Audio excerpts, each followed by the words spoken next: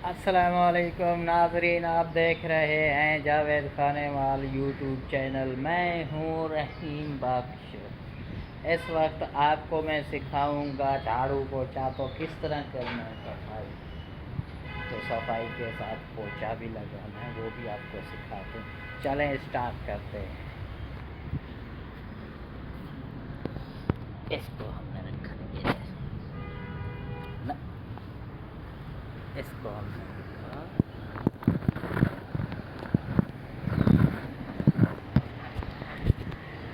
इधर।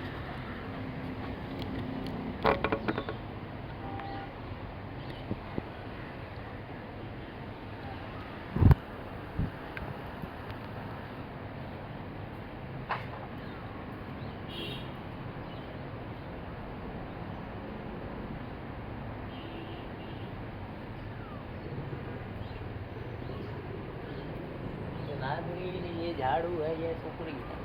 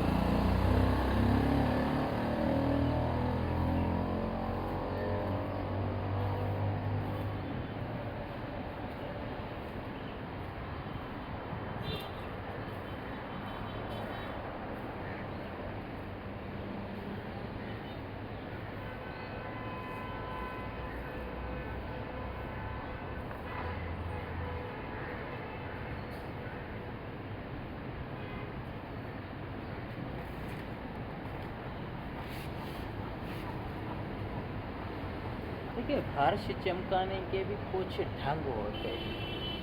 तो इसे